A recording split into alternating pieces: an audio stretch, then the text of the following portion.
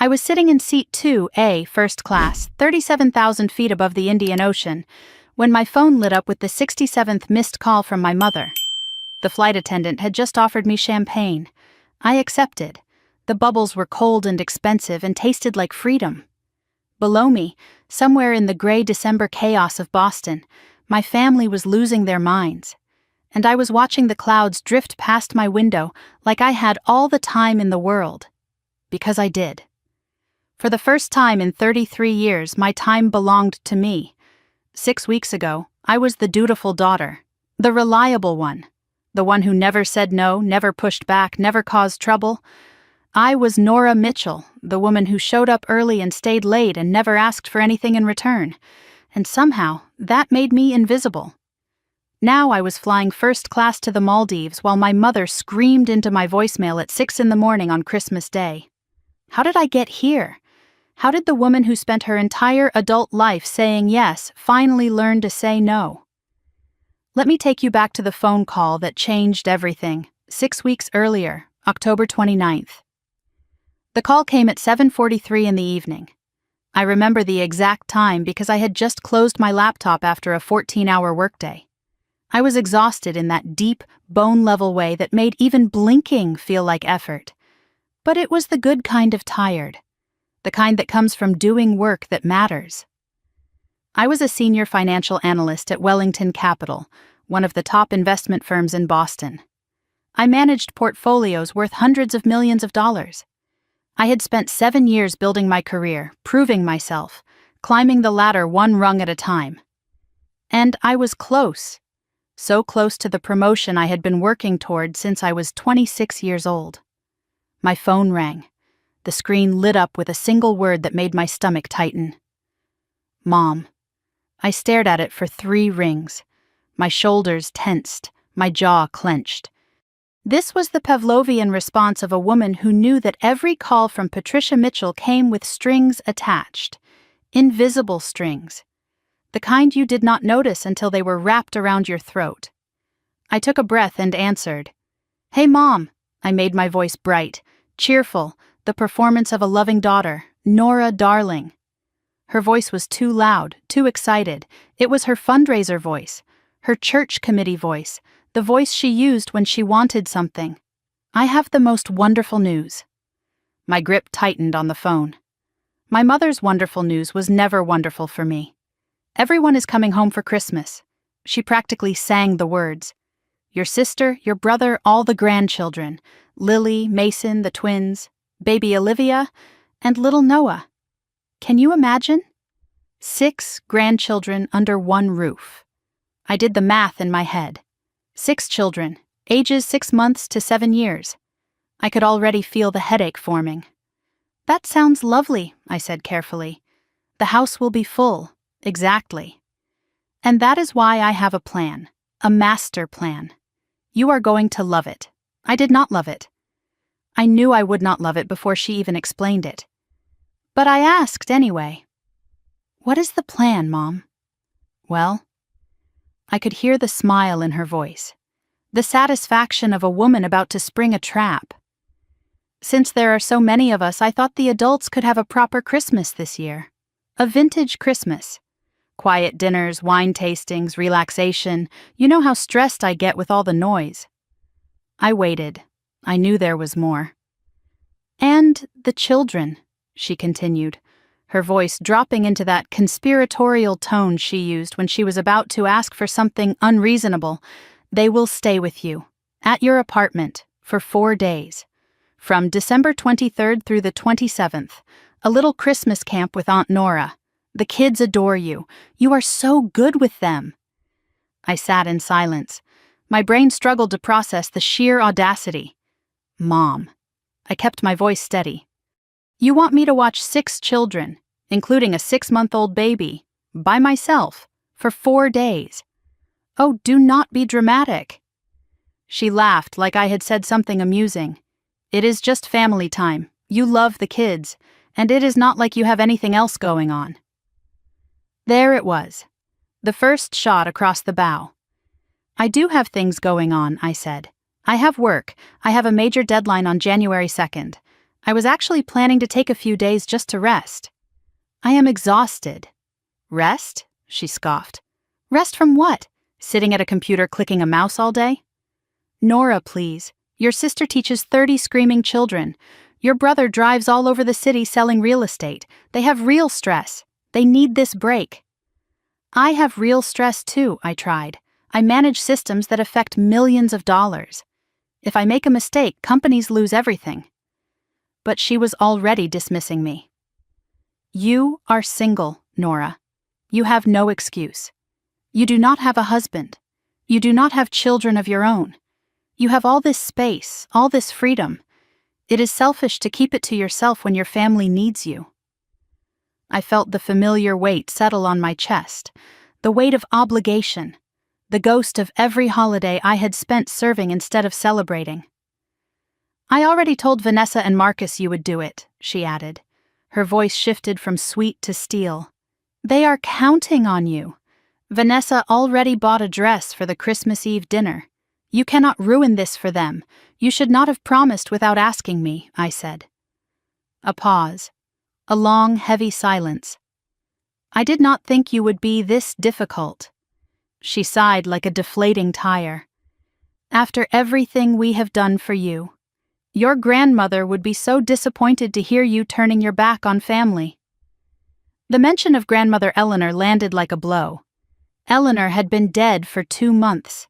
I had been the one who cared for her, who drove to Cape Cod every weekend for 3 years, who held her hand when she did not recognize anyone else. And now my mother was using her memory as a weapon. Vanessa really needs this time, Mom added quietly. She has things to handle. I caught the hesitation in her voice. Things to handle. What things? That is none of your concern, she said quickly. The point is, family helps family. The children will be dropped off at 9 a.m. on December 23rd. You deal with it. She hung up. I sat there in the silence of my apartment. The apartment I paid for with my own salary. The apartment in the building where I owned my unit outright because I had been smart and careful and responsible. The apartment they called too big for one person, too empty, too much space for a woman alone. To them, I was not Nora, the senior financial analyst who had paid off her student loans by 30. I was not Nora, the woman who had built something from nothing without their help. I was just Nora, the single one, the childless one, the one with no excuse. I opened my laptop, stared at the screen. My fingers hovered over the keyboard. I typed into the search bar, last-minute Christmas vacation packages. Then I deleted it, closed the laptop. Not yet, but the seed was planted. My phone buzzed. A text from Marcus, my brother. Hey, did Mom call you? Can we talk? Before I could respond, an email notification appeared. From Mom, sent to Vanessa and Marcus. I was copied. Subject line, Christmas arrangement confirmed. I opened it. Nora has graciously offered to host all the grandchildren for the holiday week so we adults can finally have a peaceful Christmas. And there at the bottom, a postscript that made my blood freeze. Also, we need to discuss Grandmother Eleanor's beach house. I have found a buyer. I read those words 3 times. She was already selling the beach house, the home where I had spent every summer of my childhood, the place I had cared for Eleanor until her last breath. And she had not even asked me. That was when I realized. My mother was not just using me. She was erasing me. I read that email 17 times over the next 3 days. Each time, the words felt sharper, more deliberate, more cruel. Nora has graciously offered. I had not offered anything. I had not agreed to anything. My mother had simply decided what I would do and announced it to the family as fact. But it was the postscript that kept me awake at night. Grandmother Eleanor's beach house. I have found a buyer. The house was not hers to sell. The grief was not even cold yet. Eleanor had been gone for 2 months. 2 months, and Patricia was already calculating the profit. But what my mother did not know, what none of them knew, was that Grandmother Eleanor had made other plans. Let me tell you about my grandmother. Eleanor Rose Mitchell was the only person in my family who ever truly saw me. Not as a utility, Not as a convenience, as a person. When she was diagnosed with early-stage dementia 3 years ago, my mother's response was immediate and predictable. "She should go to a facility," Patricia said. "I cannot handle this." Vanessa had 4 children and no time. Marcus simply disappeared, the way he always did when responsibility called. So I stepped in. I drove 2 hours to Cape Cod every single weekend. I hired a part-time caregiver with my own money. I sat with Eleanor through the confusion and the fear and the forgetting. I held her hand on the days when she did not recognize anyone else. I was there. I was always there. There was one evening, about 6 months before she passed, when Eleanor had a moment of perfect clarity. We were sitting on the porch of the beach house, watching the sun sink into the ocean. The sky was painted in shades of orange and pink, and the air smelled like salt and summer even though it was almost autumn. She reached over and squeezed my hand. Her grip was stronger than I expected. "You are the only one who sees me as a person," she said. "Not a problem. Not a burden. A person." I did not know what to say. I just held her hand tighter. "Promise me something, Nora." Her voice was urgent. "Promise me you will stop letting them use you." I promised. But I did not know how to keep it. Not then. She was quiet for a moment, staring at the horizon. Then she added, almost to herself, "I have made arrangements. Your mother will not like them, but you will understand when the time comes." 3 days after my mother's email, I understood. A certified letter arrived at my apartment. The return address was Sullivan and Associates, Estate Law, Hyannis, Massachusetts. My hands trembled as I opened it. The letter was addressed to Ms. Nora Catherine Mitchell. Per the instructions of Eleanor Rose Mitchell, deceased, the letter began. I read it twice to make sure I understood. Eleanor had created a separate will, a secret one, created without Patricia's knowledge, and I was named as the sole beneficiary. The beach house at 47 Ocean View Drive, Cape Cod, was mine.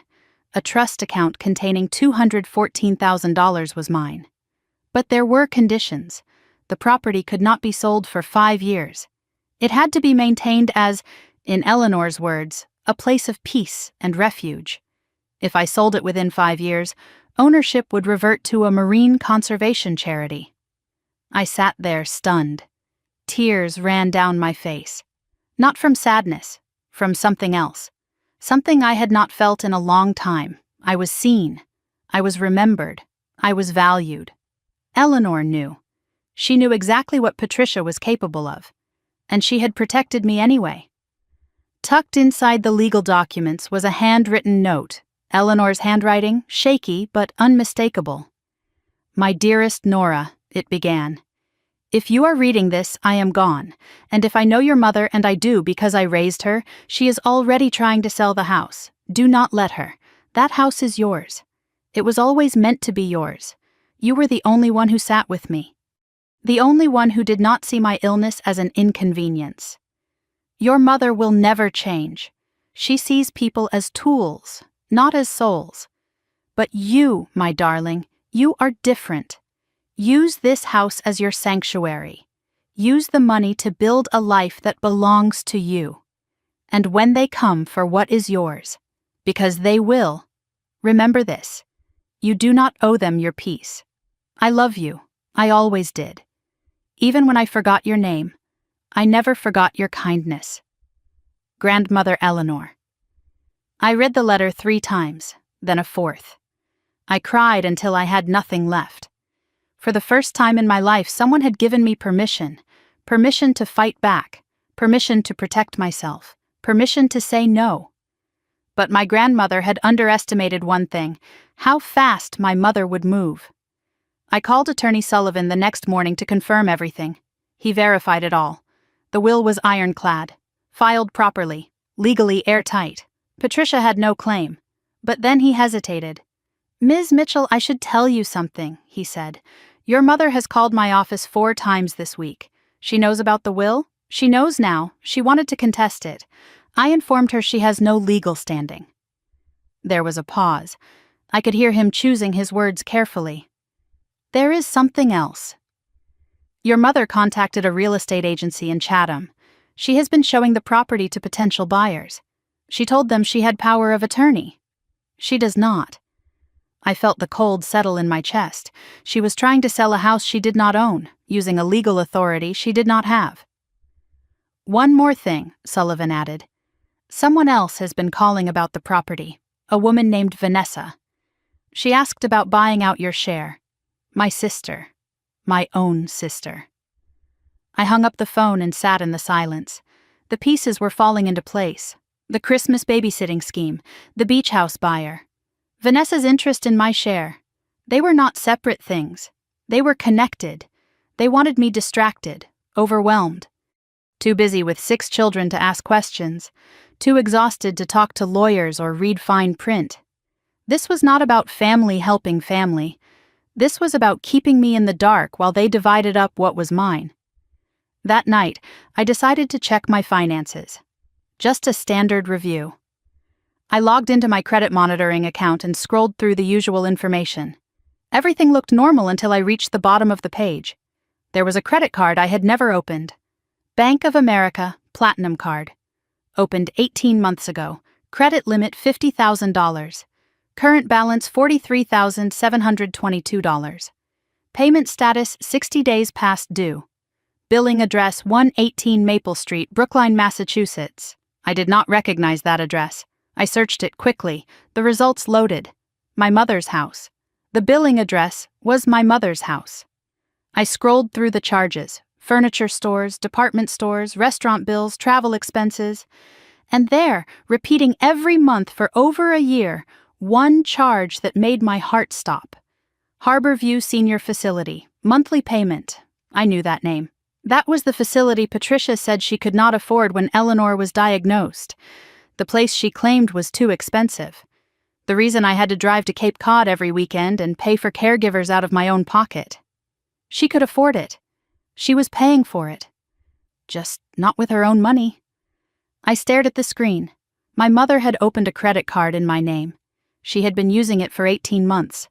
She had charged $43,000 to my identity. And she had used my stolen credit to pay for services she swore she could not afford, while I exhausted myself caring for Eleanor out of guilt and obligation. My grandmother left me a house and $200,000. My mother left me a debt I never agreed to and a credit score in ruins. And somehow they still expected me to babysit. I picked up my phone and texted Marcus. We need to talk. Now. My hands were still shaking an hour later. I had taken screenshots of everything. The credit card statement, the billing address, the 18 months of charges I never authorized, the Harborview Senior Facility payments that proved my mother had been lying to me for years. I saved them all to a folder on my desktop. I named it Evidence. Then I picked up my phone and called Patricia. It was 11:47 at night. I did not care. She answered on the 4th ring. Her voice was groggy and irritated. Nora, it is nearly midnight. What is wrong? I kept my voice steady. Flat. The voice I used in boardroom negotiations when millions of dollars were on the line. I found the credit card, Mom. Silence on the other end. The Bank of America card, I continued. $43,000. Opened in my name. Billed to your address. Still silence. You used my social security number. You have been charging things for 18 months. My credit score is destroyed. There was a long exhale on her end. Then her voice came back, casual and dismissive. Oh, that. Yes, that. Care to explain? Her tone shifted into something defensive, something rehearsed. It was an emergency, Nora. You know how expensive your grandmother's care was. I felt my jaw tighten. You told me you could not afford a facility. You made me feel guilty for not doing more. You made me drive to Cape Cod every weekend for 3 years. Well, I could not afford it with my money. I had other expenses. So you committed fraud instead? Her voice hardened.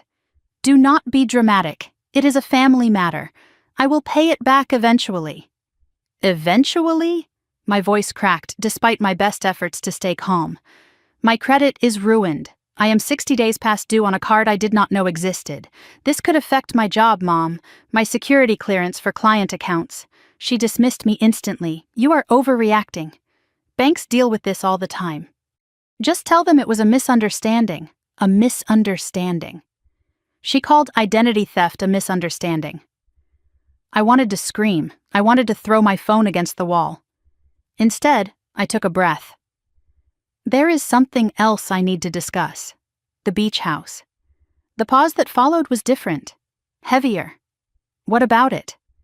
Grandmother left it to me. Not to the family. To me, specifically. I could hear her breathing change. How do you know about that? Her lawyer contacted me. The will is filed. It is legal. The house is mine. Her voice dropped an octave. That will can be contested, Nora. Your lawyer already told you it cannot be. Another pause. She was not expecting that. We can discuss this at Christmas, she said finally. In person, like a family. No. We are discussing it now, and we are discussing you paying off this credit card. I do not have that kind of money lying around. Then figure it out. Because if you do not, I am filing a fraud report with the police and the credit bureau. You would not. Try me. Her voice changed again. Wounded. Accusatory. The voice she used when she wanted to make someone feel guilty for holding her accountable. After everything I have done for you, you would send your own mother to prison? You committed a crime against me, Mom. You do not get to play victim. We will talk about this later. Her voice was ice now. And do not forget. The children are arriving December 23rd. That has not changed. She hung up. I stared at the phone in the darkness of my apartment. She had admitted to fraud, deflected all responsibility, and still expected me to babysit. The audacity was almost impressive. The next morning I called Bank of America at 8 o'clock sharp. I explained the situation calmly, clinically, the way I would present a financial analysis to a client. I provided documentation showing I had never applied for the card, never signed anything, never received a single statement. The fraud department opened an investigation immediately. Do you want to file a police report? The representative asked. That would strengthen your case significantly. I hesitated. Filing a police report meant formally accusing my mother of identity theft. A felony charge. I was not ready for that. Not yet. Can I have a few days to decide? Of course, but I should mention something. Someone called yesterday asking about this account. They claimed to be you. They wanted to increase the credit limit. My blood went cold. Someone was impersonating me. Someone was still trying to dig the hole deeper. We will freeze the account pending investigation, the representative continued, and we will notify the credit bureaus. I hung up and sat at my kitchen table processing. My mother was not just a thief. She was still actively trying to steal more, and she was doing it under my name. That afternoon, I went to work. I tried to focus on the quarterly reports, tried to lose myself in numbers and projections, but my mind kept drifting to credit scores, to beach houses, to a mother who saw her children as resources to be exploited. My phone buzzed. An internal call. Daniel Chen wanted to see me. Daniel was senior vice president, my boss's boss, the man who would ultimately decide whether I got the promotion I had been working toward for 7 years. I walked to his corner office with my heart pounding. Nora. He gestured for me to sit. I wanted to congratulate you. The Henderson portfolio analysis was exceptional. The clients were impressed. Thank you. I kept my voice steady even as relief flooded through me. He leaned forward. There is something else. You are on the short list for director. My heart jumped. This was it. This was everything. The decision will be finalized in early January, he continued, right after the holiday break. But there is a condition. We need the Whitfield Foundation year-end report completed by January 2nd. It is a complex analysis. Normally a team project. But I want you to lead it solo. I understood immediately. This was my audition, my final test. If you nail this, the promotion is yours. I will deliver it, I said. You have my word. He nodded. I trust you, Nora. You have earned that. He paused. One more thing. There was some unusual activity on your background check renewal. HR flagged it. Probably nothing, but worth mentioning. My stomach dropped. The credit card, the late payments. It was already showing up. I thanked Daniel and walked back to my desk, my mind racing. The Whitfield report would require at least 60 hours of focused work. That meant working through the holidays. That meant I absolutely could not babysit 6 children for 4 days. That evening, my mother called again. Her voice was softer this time, warmer. I recognized the tactic immediately. Darling, I have been thinking about our conversation last night. I may have been reactive. It has been stressful since Mother passed. Are you apologizing? I am saying we should move forward.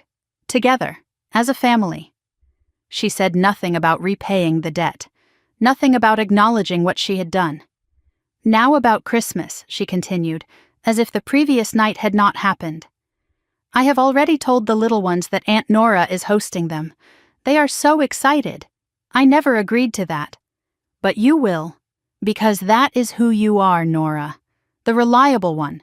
The one who puts family first. I have a critical work deadline, Mom. I cannot do it. Her voice sharpened. You are choosing work over family?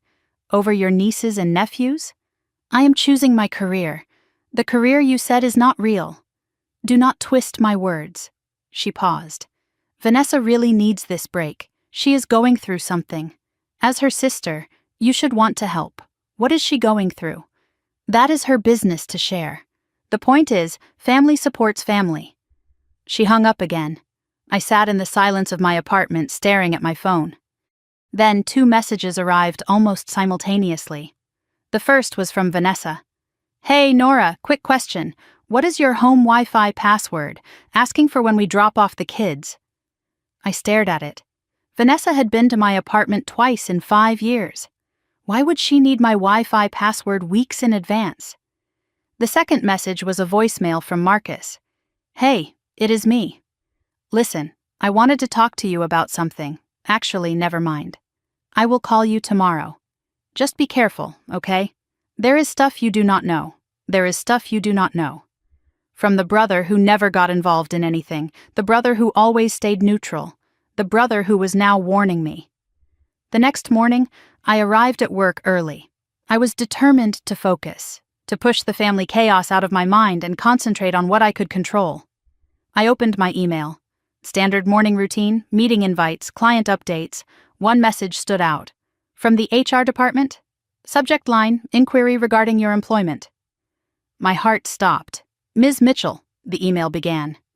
We received a phone call yesterday from an individual claiming to be concerned about your mental health and stability. The caller suggested you may be experiencing a personal crisis that could affect your professional performance. Per company policy, we are required to document such inquiries. Please contact HR at your earliest convenience to discuss. I read it 3 times. Someone had called my employer. Someone had claimed I was mentally unstable. Someone was trying to sabotage my career right as I was being considered for promotion. I knew who made that call. I knew it in my bones. My mother was not just stealing my money and my time. She was trying to destroy my career. That was when I realized. This was war. And I was done fighting with one hand tied behind my back. I walked into the HR conference room at 9:15 the next morning. Linda Vasquez, Senior HR Director, was already seated at the table. Her expression was professional but concerned. A manila folder sat between us. My employee file. I had spent 7 years building a spotless record, and now someone was trying to burn it down. Ms. Mitchell, Linda began, I want to assure you this is just a standard follow-up, not an accusation. I understand. Can you tell me exactly what was said? She opened her notes and read aloud. The caller identified herself as a concerned family member. She claimed you had been erratic and emotionally unstable for months. She suggested you were overwhelmed by family responsibilities you could not handle. She recommended the company monitor your work closely during this difficult time. I kept my face neutral even as rage burned beneath my skin. Linda continued, "The caller specifically mentioned your upcoming promotion consideration. There it was. Not just sabotage, targeted sabotage." "Did you get a name?" I asked. She declined to identify herself. Said she wanted to remain anonymous for your sake. For my sake. I almost laughed. That was my mother. Linda looked up from her notes. "That is a serious accusation, Ms. Mitchell. It is the truth. I can provide context if you would like." I gave her the abbreviated version, the estrangement, the manipulation, the Christmas babysitting demand I had refused.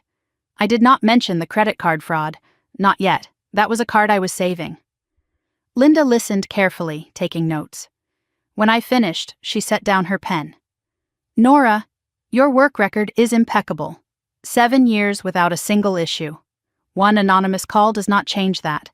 But I would recommend documenting any further contact. If this escalates, we will need a paper trail." "Believe me," I said, "I am documenting everything." She nodded. "One more thing." The caller mentioned something about a house inheritance creating family tension. She said you might try to take extended leave. I felt the precision of it, the calculation. My mother had not just called to cause trouble. She had planted specific seeds, emotionally unstable, cannot handle responsibilities, might take extended leave, mentioned the inheritance. She was constructing a narrative, a version of events where I was the problem, the difficult one, the crazy one. If I pushed back on babysitting, they could say I was unstable. If I fought for the beach house, they could say the inheritance made me greedy. If I filed fraud charges, they could say I was attacking my own mother during a mental breakdown. Patricia was building a case before I could build mine.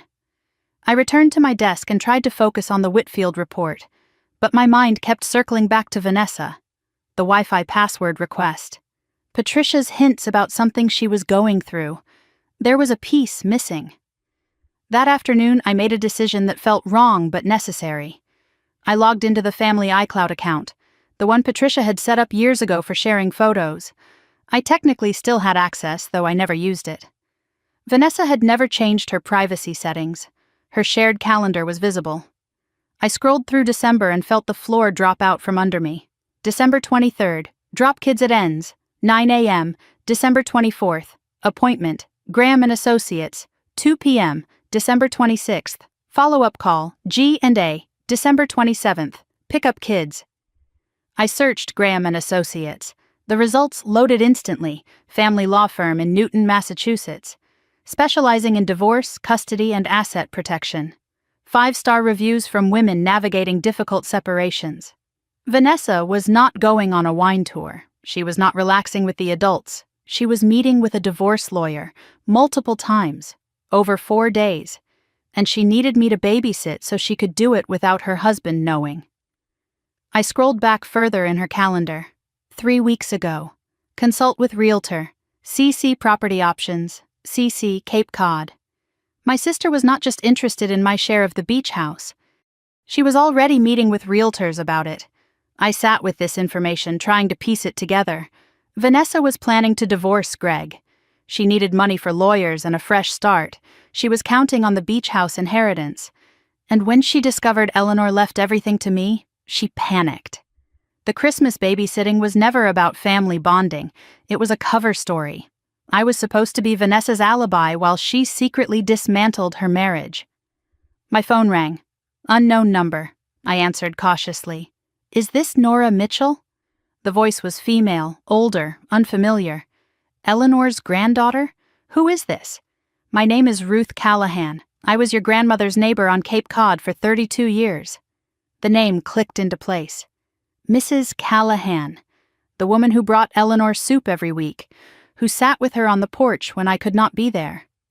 I have something I think you should know, Ruth said, about your mother's visits to the house. I felt my pulse quicken. My mother barely visited. She said it was too far. Ruth laughed sadly. Honey, your mother was at that house every other week for the past 6 months. She brought people with her, showed them around, a woman with a clipboard, a man in a suit, realtors. She was showing the house to buyers while Eleanor was still alive. "There is one more thing," Ruth continued. "The last time I saw Patricia there, about 3 weeks ago, she had your sister with her, Vanessa. They were measuring the rooms." I thanked Ruth and hung up.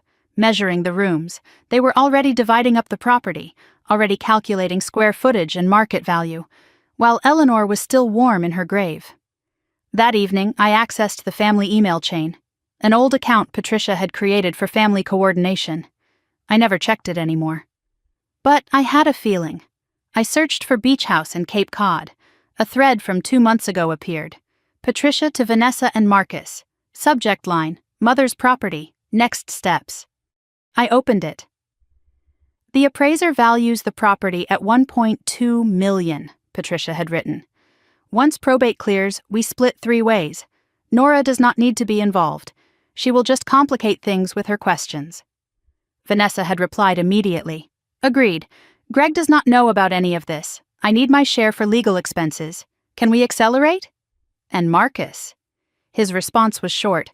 "I am not comfortable with this." Patricia's reply to him was sharp. "Then stay out of it and let us handle things." The last email in the thread was from Patricia, sent just 1 week ago. "Nora is becoming a problem. I am handling it. Do not worry, I am handling it." That was the HR call, the sabotage, the systematic destruction of my credibility. And she had put it in writing. At 9:47 that night, I sat in a quiet corner of a cafe in Cambridge, away from family territory. Marcus walked in looking exhausted, dark circles under his eyes, shoulders tense. He sat across from me and did not waste time. "Thanks for meeting me. I know things are complicated. You said there is stuff I do not know. So tell me." He took a deep breath. "I have been a coward, Nora. I saw things and I did not say anything. I did not want to get involved." "Get involved in what?" He told me everything. He knew about the credit card months ago. Patricia had asked him to help manage Eleanor's expenses. He refused. She went behind his back. She told him she would figure it out. He did not know she meant identity theft. He also knew about the plan to sell the beach house. "Vanessa and Mom have been working together," he said. "They assumed the will would be split normally. When they found out grandmother left everything to you, they panicked." "Why are you telling me now?" He looked at the table. "Because they asked me to spy on you. Mom called yesterday. She wanted me to check on you, report back what you were planning. She said you were having a breakdown, that you needed family intervention." His voice dropped. "But I saw that email, Nora, the one she sent to your HR. She CC'd the wrong account. She meant to send it only to Vanessa." "I saw it." He slid his phone across the table. On the screen was a forwarded email. Patricia to Vanessa, accidentally copied to Marcus. Subject line, handling Nora. "I called her company today," the email read. "Planted seeds about her mental state. If she tries to fight us on the house, we can point to her erratic behavior. The Christmas babysitting is critical. If she agrees, she looks stable. If she refuses, she looks selfish and confirms our narrative. Either way, we win. The credit card issue is manageable. She will not go to police. She is too afraid of confrontation." I stared at the screen, my mother's words, my sister's complicity, all of it laid bare. They had built a trap with me at the center. Every choice I made would be used against me. But they had made one mistake. They underestimated me. I looked at Marcus. "Are you with me? Really with me?" He did not hesitate. "Yeah. I am done being their puppet." "Good," I said, "because we are going to need a plan." The coffee shop was nearly empty now, just me, Marcus, and the weight of what he had revealed.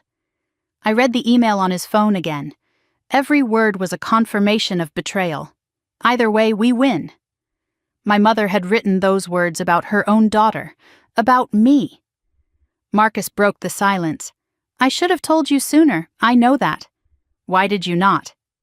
He looked away. "Because I was afraid. Mom has a way of making you feel like you are the crazy one if you question her." "Gaslighting." "Yeah, that." He exhaled slowly. "I have been on the receiving end too, not like you, but enough." I waited for him to continue. He stared at his coffee cup like it held answers he could not find anywhere else. When I started my real estate career, he said, Mom demanded 15% of every commission. She called it a family tax. I paid it for 2 years before Elena found out and put a stop to it. Elena, his wife. The woman Patricia always called controlling. That is why Elena is not coming for Christmas, Marcus continued. She refused to be around Mom anymore. Mom has never forgiven her. Tells everyone who will listen that Elena is the problem, that she turned me against the family. I thought about all the times I had heard Patricia criticize Elena, all the subtle comments about how she was not really part of the family, how she had changed Marcus. Now I understood. Elena had not changed him. She had protected him. Elena said something last year that stuck with me, Marcus said quietly. She said your mother does not have children. She has employees who forgot to negotiate a salary. I let those words settle. They were devastating because they were true. Tell me everything, I said. From the beginning. What do they actually want? Marcus laid it out piece by piece. The beach house was worth approximately $1.2 million. Patricia had assumed the property would be split equally among the 3 of us after Eleanor's death. She had already mentally spent her share, $400,000. Vanessa was counting on her share for divorce legal fees and what she called a fresh start fund. When Attorney Sullivan informed Patricia that Eleanor had left everything to me, they panicked. The credit card fraud, I said. That was not desperation, that was strategy. Marcus nodded. Mom has significant debt you do not know about, second mortgage on her house, credit cards maxed out. She has been living beyond her means for years. Dad's pension does not cover it. The $43,000 on your credit was just the tip. He paused. She tried the same thing with me. Opened a card in my name about 2 years ago. I caught it early and shut it down. She tried with Vanessa too, but Vanessa was already in financial trouble. No credit left to steal. So I was the only one with good credit. The only one she could exploit long-term. Exactly. He met my eyes. You were her golden goose. I processed this. My mother had systematically targeted me because I was the responsible one. Because I had built something. Because I had something worth taking. There is something else, Marcus said. About Dad's pension. Mom told everyone it barely covers expenses. But I saw a bank statement once. The pension is double what she claims. The rest goes somewhere else. Somewhere else. Another secret. Another lie. Marcus shifted in his seat. Now let me tell you about Vanessa. Her marriage has been crumbling for 3 years. Greg controls the finances. She has almost no money of her own. She has been secretly consulting divorce attorneys, but she cannot afford the retainers. And the beach house was supposed to be her escape fund. Exactly. When she heard about the inheritance, she saw her way out. She wants to buy out your share, or convince you to sell and split the proceeds. But the will says I cannot sell for 5 years. She does not know that. Mom did not tell her the conditions. The Christmas scheme suddenly looked different. They did not want me to babysit because I was good with kids. They wanted me distracted, overwhelmed, drowning in children so I would not ask questions about the beach house. So I would not talk to lawyers, so I would not read fine print.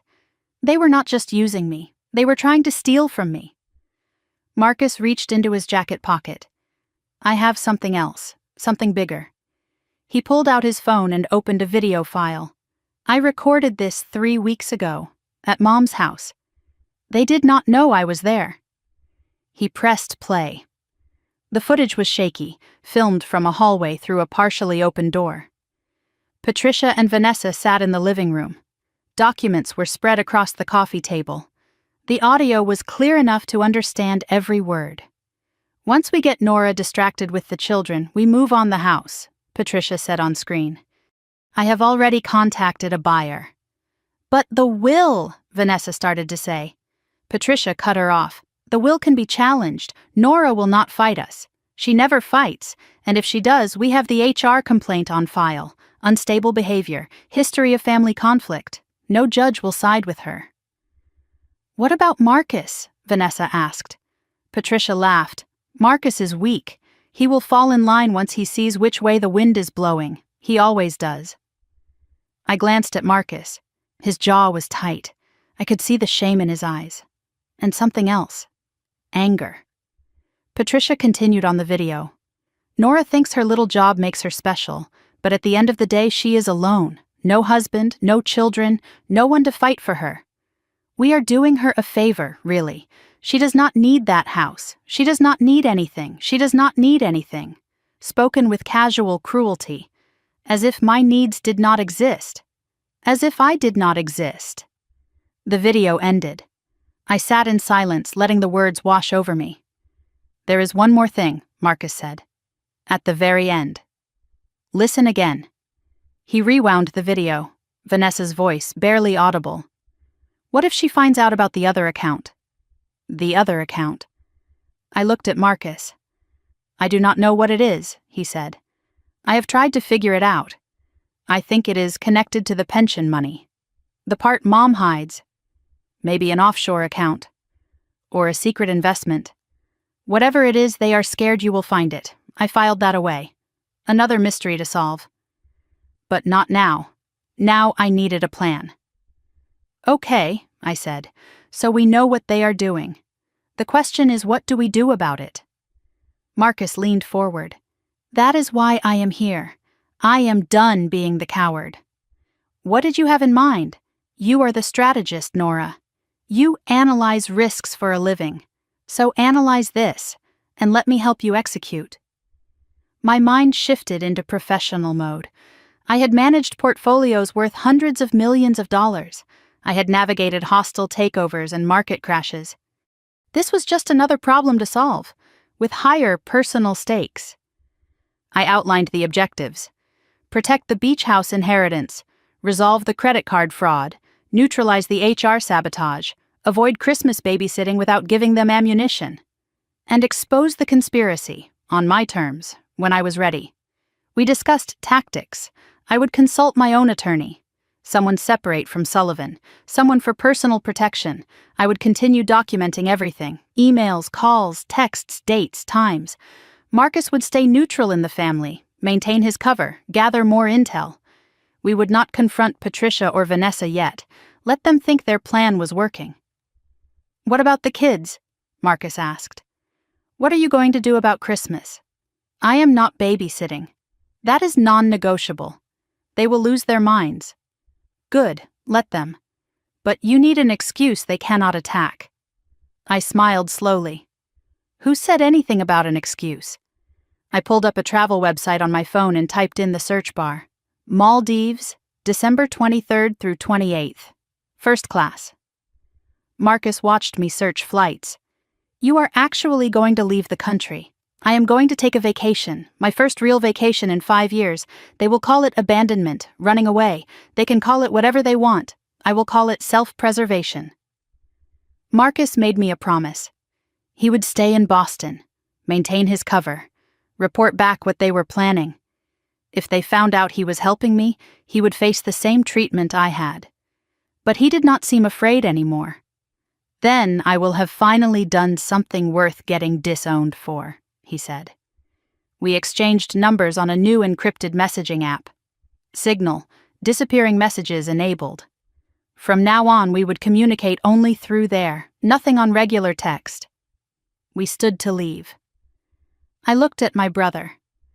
For the first time in years, I felt like I actually had one.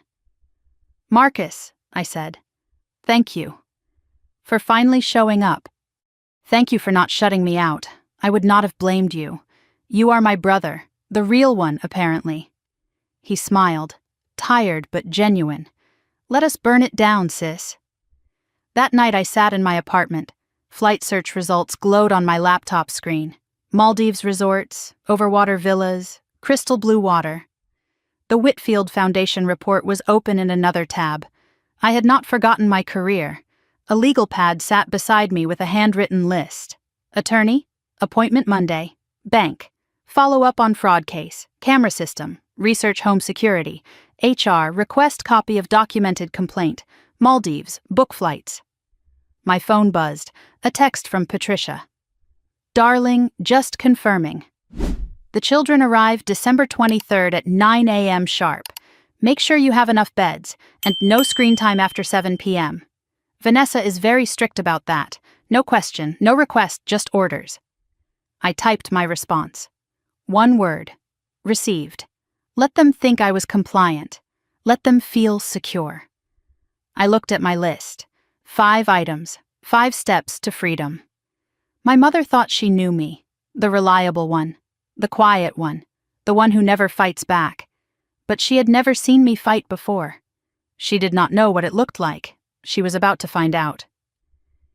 I clicked book now on the first-class ticket to Maldives. $23,000. December 23rd departure. Merry Christmas to me. I woke the next morning with something I had not felt in years. Clarity. The Maldives booking confirmation sat in my inbox. $23,400 for a first-class ticket and an overwater villa. December 23rd, departure. December 28th, return. I stared at those words and felt something unfamiliar settle into my chest. Power. For years I had been the one waiting for approval, waiting for recognition, waiting to be treated like a person instead of a convenience. I was done waiting. Now they would wait for me. But first, I needed to make sure every piece was in place. One mistake, and they would use it against me forever. I opened my laptop and created a new document. I named it Project Independence. Over the next 3 weeks, I executed the most important project of my life. And for once, I was the only client. The first week began with an attorney consultation. Caroline Park came highly recommended by a colleague who had gone through something similar. Her office was in downtown Boston, modern, efficient, Harvard Law diplomas on the wall. I walked in carrying a folder thick with documentation. The will, the credit card statements, the HR email, the video Marcus had recorded. I laid it all on her desk and watched her expression shift from professional interest to genuine concern. She reviewed everything carefully, asked clarifying questions, took detailed notes. Then she gave me her assessment. "The will is airtight," she said. "Your grandmother used one of the best estate attorneys in Massachusetts. Your mother has no legal standing to contest it. And the credit card fraud? Identity theft, a felony. You can press charges any time within the statute of limitations. The HR sabotage? Harder to prove legally, but document everything. It establishes a pattern of harassment." She picked up her phone and watched Marcus's video. Her eyebrows rose. "This is admissible as evidence if it comes to civil court. It shows premeditation and conspiracy." I asked her what she recommended. "You have options, Nora. You can go nuclear, press charges, file civil suits, expose everything publicly. Or you can hold your cards. Use the threat of exposure as leverage." She paused. "What do you want, justice or peace?" I thought about it. I want both, but I will settle for freedom. Before I left, Caroline drafted a cease and desist letter regarding the beach house. We did not send it yet, but it was ready. "There is one more thing," Caroline said as I was gathering my documents. "I did a quick property search. Your mother filed paperwork last month to become emergency executor of your grandmother's estate. The court rejected it, but she tried. Emergency executor. She had tried to give herself legal authority over the estate. Authority she did not have, authority the court denied. But she tried anyway." The second item on my list was home security. I contacted a company called Safeguard Home Systems and ordered a full package. Cameras at the front door and back entrance. Motion-activated alerts sent directly to my phone. Video storage in the cloud accessible from anywhere in the world, including the Maldives. A technician arrived the next day and installed everything in 4 hours. I tested the system repeatedly. Clear footage, instant notifications, perfect. I also changed all my locks. New deadbolt, new keys. I gave one spare to my neighbor across the hall. Mr. Okonkwo, a retired police officer who had lived in the building for 15 years. I explained the situation briefly. I am going away for Christmas. My family might stop by uninvited. He nodded like he had seen this before. Family drama. I will keep an eye out. You want me to call the cops if anyone tries to break in? Yes, immediately. My apartment was no longer just a home, it was a fortress. That week I also checked the security app more carefully. Something caught my attention. A car I did not recognize had been parked outside my building 3 times in the past week. Same car, same spot. I took a screenshot of the license plate, just in case. The third item was work. I scheduled a meeting with Daniel Chen to discuss remote work during the holidays. I needed to be away from Boston, but I was still committed to the Whitfield report. I could not tell him the full truth, but I could tell him enough. Daniel, I need to discuss something personal. He listened with the focused attention of a man who had managed people for 20 years. I am dealing with a family situation. It is complicated. I need to be away from Boston over Christmas, but I am fully committed to delivering the Whitfield report on time. Where will you be? Maldives. His eyebrows rose. I know how it sounds. But I have learned that sometimes the best way to handle family pressure is to be unreachable. He considered this for a moment. You have never taken a real vacation. Not once in 7 years. I know, and you are confident you can deliver remotely. The resort has high-speed Wi-Fi. I have already tested it with their concierge. I will be working 4 hours every morning. The report will be done by December 30th. He nodded slowly. All right. I trust you, Nora. You have earned that. As I left his office, I passed the HR department. Through the glass, I saw Linda Vasquez on the phone. She looked troubled. She caught my eye and quickly looked away. Something was still happening. But I had prepared for that. The fourth item was the deception layer. I needed Patricia to believe everything was going according to her plan. If she suspected I was planning to leave, she might escalate. So I sent an email. Subject line: Christmas arrangements. Mom, I have been thinking about our conversation. You are right. Family is important. I have cleared my schedule and I am ready to help with the children. Please confirm drop-off time on December 23rd. I want to make sure everything is perfect for them. Warm, compliant, exactly what she expected. Patricia replied within 20 minutes. Darling, I knew you would come around. This is going to be wonderful. The children are so excited to stay with Aunt Nora. Drop-off is 9 a.m. sharp. Vanessa will bring supplies. Make sure you have healthy snacks. No sugar after 6 p.m. Love you. The speed of her response told me everything. She had been watching her email, waiting for my surrender, celebrating her victory. Marcus texted me through Signal that night. Mom is practically gloating. She called Vanessa to celebrate. They think they have won. Let them, I replied. The fifth discovery came in the second week.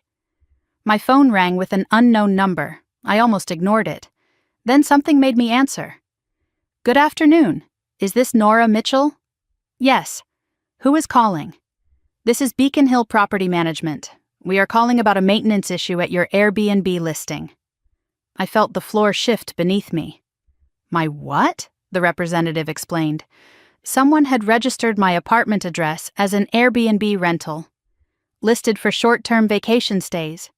Active for 6 months. Earnings deposited into an account I did not recognize. The listing name was Cozy Boston Hideaway. Host name: N. Mitchell. I searched for the listing online.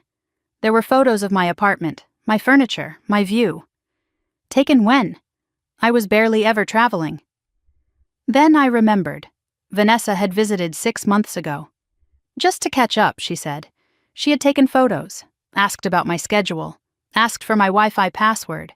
Vanessa had been renting out my home without my knowledge, using my identity, collecting income I never saw. I checked the Airbnb booking calendar. The listing showed December 23rd through 27th as blocked, owner use. She had blocked the dates because she knew the kids would be there. She had planned everything. The sixth discovery came on December 20th, 3 days before my departure. Attorney Sullivan called. Ms. Mitchell, I need to inform you of a development. His voice was tense. Your mother submitted documents to the county recorder's office yesterday. A deed transfer. She attempted to transfer ownership of the Cape Cod property to herself. On what grounds? She claimed to have a signed document from you, a notarized letter authorizing the transfer. My blood went cold. I never signed any such letter. I know. The county clerk noticed irregularities and flagged it. The signature did not match your samples on file. They contacted me. The transfer was rejected and reported. She may face criminal charges for attempted fraud. My mother had forged my signature on a legal document to steal a house worth over $1 million. You have grounds for immediate legal action, Sullivan said. I can coordinate with law enforcement if you would like. Not yet. Hold the documentation. I want everything ready, but I will decide when to strike. Understood. But Ms. Mitchell, this is escalating. Your mother is getting desperate. Desperate. That was exactly the right word. And desperate people make mistakes. December 20th. Evening. I sat in my apartment and reviewed my checklist. Attorney retained, evidence secured, home security installed, cameras active, remote work approved, career protected, deception email sent. Patricia believed I was compliant. Airbnb fraud documented, another charge if needed, forged signature reported. Patricia's desperation exposed, flights confirmed, first class to paradise. Marcus positioned, inside source ready. I packed my suitcase, summer dresses, swimsuits, laptop, work files. I checked my passport, valid until next year. I set my out-of-office reply to activate at 8 a.m. on December 23rd. I will be traveling internationally with limited access to email. For urgent matters, please contact my colleague Janet Rhodes. Marcus messaged me that night. Mom just confirmed with Vanessa. 9 a.m. drop-off. They are not even considering you might not be there. Let them come. You ready for this? I have never been more ready for anything in my life. I picked up my printed boarding pass. First class. Boston to Mail. Departing 6:15 a.m., December 23rd, $23,000 for a seat on an airplane. Some people would call it excessive, irresponsible, selfish. But those people had never spent 33 years being the family's silent workhorse. In 3 days, I would be lying on a beach in the Maldives while my mother screamed into an empty apartment. This was either the smartest thing I had ever done, or the beginning of the end. Either way, I was done playing by their rules. I set my alarm for 4 a.m. and closed my eyes. The game was about to begin. December 22nd, 11:47 at night. I stood in the middle of my apartment with my suitcase by the door. The cameras were armed. The water was shut off at the main valve. The thermostat was set to 60 degrees. The refrigerator was empty. Nothing to spoil. Nothing to suggest I was coming back anytime soon. The apartment looked staged, like a museum exhibit of a life temporarily paused. I walked through each room one final time, checked every window, every lock, every detail. This was not paranoia, this was preparation. I placed my spare key in an envelope and slid it under Mr. Okonkwo's door. Inside was a note. Thank you for watching over things. Call the police if anyone tries to enter. I owe you dinner when I return. He would find it in the morning. By then I would be somewhere over the Atlantic. My phone buzzed. One last message from Marcus. Safe travels, sis. I will handle things from here. Go be free. I replied with a single word. Thank you. I stood in my doorway looking back at the life I had built. The career, the apartment, the carefully constructed independence. For 33 years I had done everything right. Followed the rules, met expectations, asked for nothing, and still they treated me like I was nothing. Well, they were about to discover what nothing felt like. I locked the door and walked to the elevator. I did not look back. 4:30 in the morning. Logan International Airport, Terminal E. The airport was quiet at this hour, a liminal space between night and day. I checked in at the first-class counter. The agent smiled warmly. Maldives, beautiful this time of year. Business or pleasure? Both, I said. And for the first time I meant it. The first-class lounge was nearly empty. I settled into a leather chair and ordered a mimosa. The bubbles were cold and perfect. I opened my laptop. The Whitfield report needed attention. But first, I had something else to do. I composed an email to Patricia, set to send at exactly 9:15 in the morning, 15 minutes after the planned drop-off time, subject line, change of plans. Mom, I apologize for any inconvenience, but I will not be available to watch the children this week. I have taken a much-needed vacation to focus on my mental health. Something you have expressed concern about to my employer. I am sure you understand. I trust you will find alternative arrangements. Merry Christmas. Nora. I read it twice. Cold, professional, devastating. I scheduled it and closed the laptop. My phone buzzed. A text from an unknown number. Have a safe flight, Ms. Mitchell. Your home is secure. Safeguard Home Systems. I stared at it. I had not requested a confirmation text. Something felt slightly off. But I did not have time to investigate. My flight was boarding, 6:15 in the morning. The plane pushed back from the gate. I was in seat 2A first-class cabin. A flight attendant offered champagne before takeoff. I accepted. The cabin was quiet, half-empty, luxurious. I watched Boston shrink below me, the city lights fading into the gray December dawn. For the first time in months, my shoulders relaxed. No phone calls to dread, no guilt trips to deflect, no demands to meet, just 17 hours of sky between me and chaos. I opened the Whitfield report and worked for 3 hours straight. Focused, productive. The irony was not lost on me. I was more efficient at 37,000 feet than I had ever been with my family in my head. By the time we landed in Dubai for the layover, I had completed 40% of the report. I thought about what my mother would say when she arrived at my apartment. I thought about the 6 children confused and asking where Aunt Nora was. I thought about Vanessa's carefully scheduled lawyer meetings now in jeopardy. And I felt nothing, no guilt, no regret. For once their problems were their problems, not mine. During the Dubai layover, I checked my phone briefly. No messages from family yet. It was still early morning in Boston. But there was an alert from my security app. Motion detected at front door. 6:47 a.m. Someone was already there, 3 hours early, 9 o'clock in the morning. Boston time. Patricia's SUV pulled up to my building at 8:52. Vanessa's minivan followed, packed with children and overnight bags. 6 kids. Lily was 7, Mason was 6. The twins Emma and Ethan were 4. Baby Olivia was 6 months. Noah was 2. Patricia led the procession to my door. She had a key code ready, but the code did not work. I had changed it. She knocked. No answer. Knocked harder. Nothing. Vanessa peered through the window. The apartment was dark. Still. Empty. Maybe she is in the shower, Vanessa offered. Patricia called my phone. It went straight to voicemail. The voicemails began. I listened to them later, all of them. The progression was almost musical.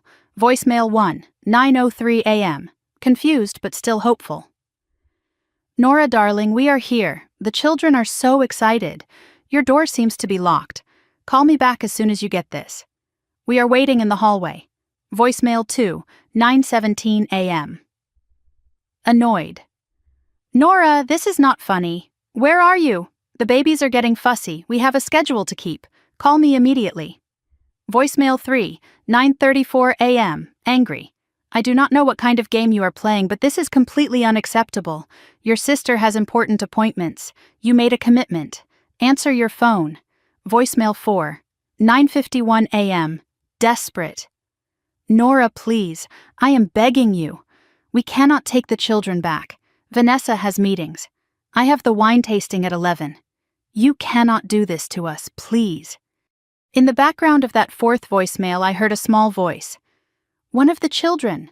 Grandma, why is Aunt Nora being mean? Patricia's response was sharp. She is not being mean. She is being selfish. There is a difference. Patricia called Marcus. Have you heard from your sister? She is not answering. Marcus played his role perfectly. No, Mom. I have not talked to her in days. Is something wrong? She has abandoned us. We are standing outside her apartment with 6 children. That is strange. Maybe she had an emergency. The only emergency is her selfishness. If you hear from her, tell her to call me immediately. Meanwhile, Vanessa's carefully constructed plan was collapsing. She was supposed to meet with her divorce lawyer at 2 o'clock. If she had the kids, she could not go. She called Greg, her husband. "Honey, I need you to watch the kids. I have an appointment." "What kind of appointment?" "It is Christmas Eve, Vanessa. It is nothing. Just a thing with Mom." "Then why cannot your mom watch them?" Vanessa had no answer. Marcus texted me through Signal. "Vanessa just called Greg. He is asking questions. She is starting to panic. Also, Mom tried to call the building manager to let her into your apartment. He refused without proof of emergency." I was 37,000 feet above the Arabian Sea when I finally reviewed everything. Second leg of the flight. Dubai to Mail. I opened my phone during a brief Wi-Fi window. The notifications flooded in. 23 missed calls from Mom, 14 missed calls from Vanessa, 8 missed calls from unknown numbers, 47 text messages, 11 voicemails. I listened to every single one. The progression was extraordinary, confusion to irritation to anger to desperation to fury. By voicemail 8, Patricia was screaming, "You have destroyed this family. You are dead to me, do you hear me? Dead." Voicemail 11 was just crying. No words, just Patricia sobbing into the phone. The flight attendant asked if I was okay. I smiled. I am perfect. Just catching up on family news. I ordered another glass of champagne. There was a time when those voicemails would have broken me, when my mother's tears would have sent me rushing back, apologizing, begging for forgiveness I did not need. That time was over. I saved every voicemail, every text, every piece of evidence, not because I needed ammunition, but because I never wanted to forget who they really were when they did not get what they wanted. The plane touched down as the sun set over the Indian Ocean. Villana International Airport. Pink and gold light spilled across the tarmac. I stepped off the plane into warm, humid air. 78 degrees. A universe away from Boston's December freeze. A speedboat took me across crystal blue water to the resort. Overwater villas. Thatched roofs. Infinity pools. My villa was at the end of a private pier. Isolated. Serene. Untouchable. The butler showed me around. Outdoor shower. Glass floor panels to view the fish below. Private deck with direct ocean access. "If you need anything, Ms. Mitchell, simply press this button." "I need nothing," I said. "That is exactly why I am here." I stood on the deck watching the stars appear. The ocean was impossibly calm. My phone sat inside. Deliberately ignored. For the first time in 33 years, I was completely alone. And completely happy. Then my phone lit up inside the villa. I glanced at it through the glass door. An email notification from Vanessa. The subject line was visible. "I know where you are." I walked inside and opened the email. "Do not think you are clever, Nora. I have access to your credit card statements. I have seen the charge. Maldives. Really? While your family suffers? You have made your choice, but do not think this is over. When you come back, if you come back, there will be consequences. You have just made an enemy of everyone who ever loved you. Enjoy your vacation. It is the last peace you will ever have." I read it twice. Then I typed a reply. "Vanessa, I know about the Airbnb. I know about the divorce lawyer. And I know you and Mom forged my signature on property documents. Enjoy your Christmas. We will talk when I decide we will." I hit send. I set my phone to airplane mode and placed it in the villa safe. Then I walked back to the deck, poured myself a glass of wine, watched the moonlight dance across the water. Behind me, somewhere in Boston, my mother was screaming. My sister was scrambling. My family was imploding. And I was finally, beautifully free. The war was not over, but I had won the first battle. Tomorrow, the real chaos would begin. December 24th, Christmas Eve. I woke to the sound of waves lapping beneath my villa. Sunlight filtered through sheer curtains, casting golden patterns on the white sheets. For a moment I forgot where I was. Then I remembered. And I smiled. No alarm, no obligations, no one expecting anything from me. I made coffee using the French press the resort provided, Ethiopian blend, rich and smooth. I stepped onto my private deck wearing a silk robe and watched the ocean stretch endlessly before me. Turquoise fading to deep blue at the horizon. A reef shark glided past beneath the glass floor panels. I watched it without fear. This was what peace felt like. I tried to remember the last time I woke up without dread, without a mental checklist of everyone else's needs running through my head. I could not, because it had never happened. Not in 33 years. Until now. I retrieved my phone from the villa safe. Airplane mode was still on. I hesitated, then turned it off. The notifications exploded. 67 missed calls, 94 text messages, 19 voicemails. I set the phone face down on the table. Later, they could wait. They had always made me wait. Now it was their turn. Among the notifications, one stood out. A text from an unknown number. This is the Boston Police Department. Please call us at your earliest convenience regarding a welfare check request. Case number 47821. I stared at that message. Then I dialed the number. A dispatcher answered and transferred me to an officer. His name was Rodriguez. Ms. Mitchell, thank you for calling back. We received a report yesterday afternoon that you were missing. Missing? Yes, ma'am. A Patricia Mitchell filed the report. She claimed you had disappeared under suspicious circumstances and that she was concerned for your safety. I kept my voice level. I see. And what exactly did she tell you? She said you had a history of mental health issues, that you had been acting erratically, that she feared you might harm yourself. I almost laughed. Instead, I kept my composure. Officer, I appreciate your diligence, but I am not missing. I am on vacation.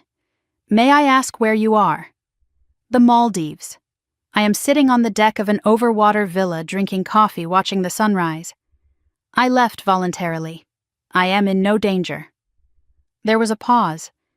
Your mother was quite insistent. She called 3 times yesterday and twice this morning. I am sure she was. Officer, my mother is upset because I declined to babysit her grandchildren over the holidays. This is retaliation. His tone shifted slightly. I see. Well, you are clearly safe and sound. I will close the case. One more thing. Is filing a false missing persons report a crime? It can be. Misuse of emergency services. If you would like to file a complaint? Not yet, but please document everything. I may need that record later. Before hanging up, Officer Rodriguez added one more thing. When we informed your mother that we had located you and you were safe, she demanded we bring you home. We explained that is not how it works. She did not take it well. I ended the call and sat in the morning light. My mother had called the police. She had told them I was mentally unstable. She had demanded they force me to return. The desperation was escalating. A message arrived from Marcus through Signal. You awake? It is a war zone here. You need to hear this, I replied. I am awake. Tell me everything. His account came in fragments, voice messages, texts, a picture slowly forming of the chaos I had left behind. After I departed, Patricia and Vanessa had stood outside my apartment for 2 hours. The children grew hungry, cranky, chaotic. Vanessa finally took them back to Patricia's house. But Patricia insisted on staying, convinced I would come to my senses. The building manager threatened to call the police if she did not leave. She left. But not before pounding on Mr. Okonkwo's door demanding information. He told her exactly what I had hoped he would. Your daughter is not here.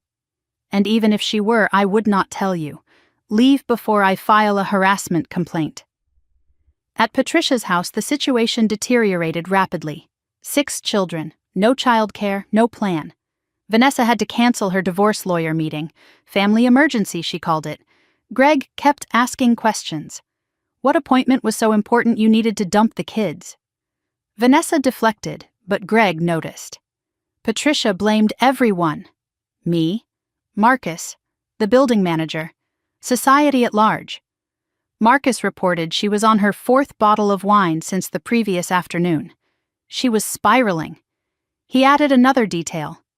Vanessa went through your mail. She convinced the building manager she was authorized. She found the letter from Attorney Sullivan about the beach house. She knows about the forged signature rejection. She is terrified. Meanwhile, Patricia had attempted to salvage her Christmas Eve plans. She had booked a virtual wine tasting, $400 for specialty wines shipped in advance. This was supposed to be her peaceful adult Christmas. Instead, she was surrounded by 6 screaming children and the ruins of her own scheme.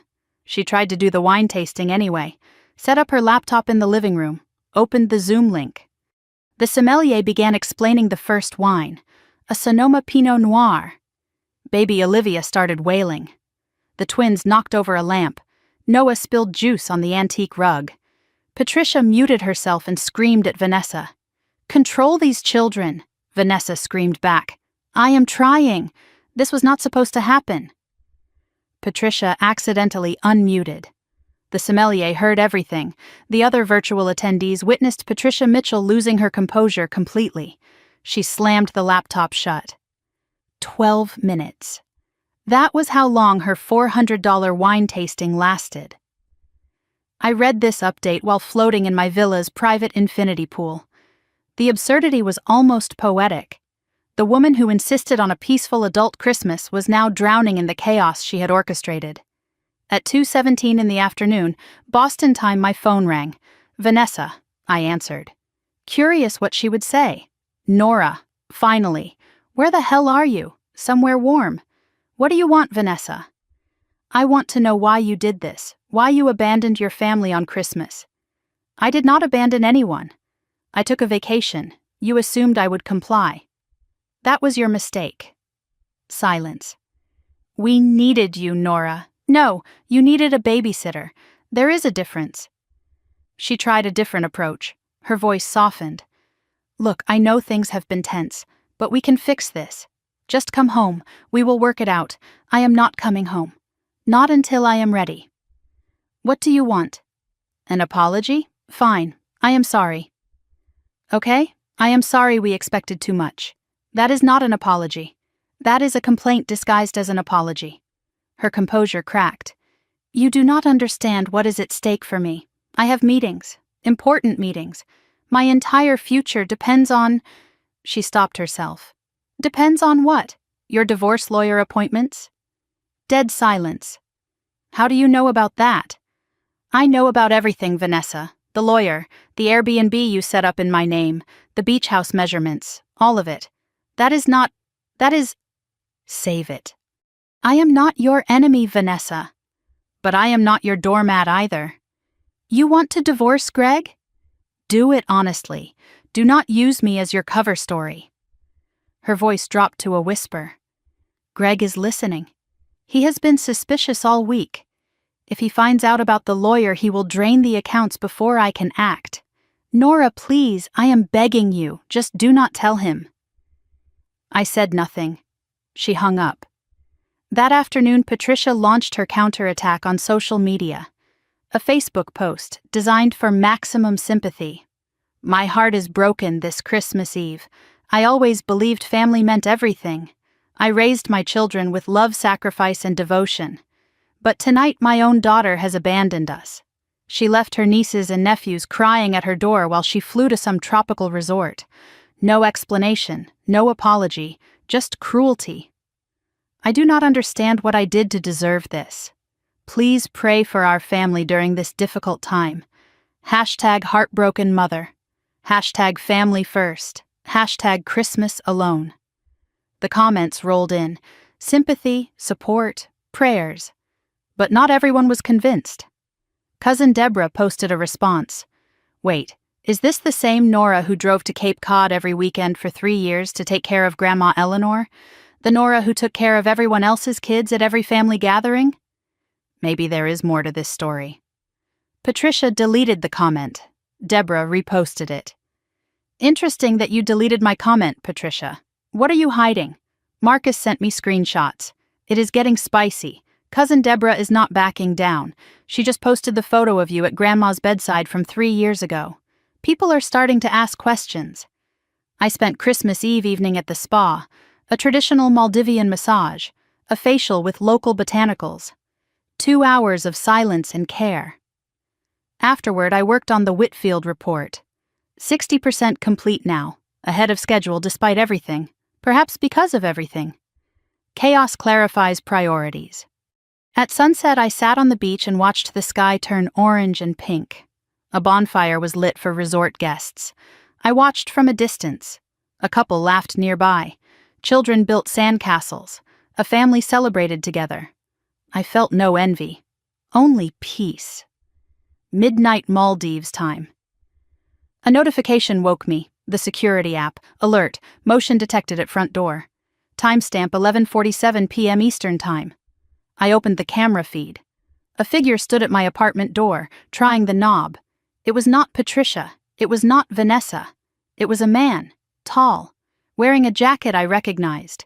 Greg, Vanessa's husband. He was at my apartment at midnight on Christmas Eve. He jiggled the handle, tried a key that did not work, looked over his shoulder like a man who knew he was doing something wrong. Then he pulled out his phone and made a call. The camera had no audio, but I could read his lips. She is not here. The apartment is empty. We need to talk. Greg was not just suspicious anymore. He was investigating, and somehow my apartment had become part of his search. The chaos I had escaped was evolving into something I had not anticipated. I saved the footage. Then I texted Marcus. We have a new problem. December 25th, Christmas Day. I woke slowly. Naturally. No alarm, no urgency. The ocean was glass still, reflecting the pale morning sky like a mirror. I lay in bed for 20 minutes, just breathing, listening to the silence. This was the first Christmas in my adult life where no one needed anything from me. The resort delivered breakfast to my villa, tropical fruit, fresh pastries, Maldivian honey. I ate on the deck with my feet dangling over the water. A sea turtle surfaced nearby. Its ancient eyes met mine for a moment before it dove back into the blue. I took a photo, my first Instagram post in months. The caption was simple, "Merry Christmas to me." I did not tag the location. Let them wonder. I thought about all the Christmases before this one, the frantic cooking, the endless cleaning, the chaos of children while everyone else relaxed. I thought about the year I spent Christmas Eve in the emergency room after Mom's minor kitchen accident, while she and Vanessa went to midnight mass. I thought about the gifts I carefully chose that were opened and glanced at and forgotten within minutes. And I thought about this moment. Alone, peaceful, enough. I checked my phone. A message from Marcus had arrived while I slept. It was 2 a.m, Boston time when he sent it. I am awake. It is chaos here. Greg found something. Everything is falling apart. Call me when you can. I called him immediately. His voice was exhausted, but there was something else in it, something that sounded almost like relief. He told me what happened. The night before, Christmas Eve. After Greg visited my apartment and found it empty, he went back to Patricia's house. Everyone was asleep. But Greg was not tired.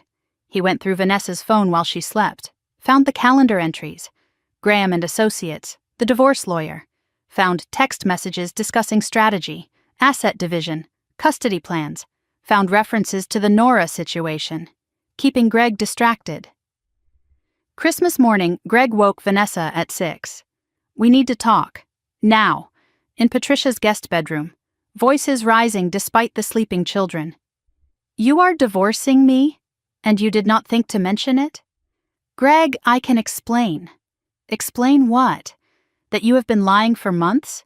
That you used your own sister as a cover story? I was going to tell you. When? After you had drained the accounts and taken the kids?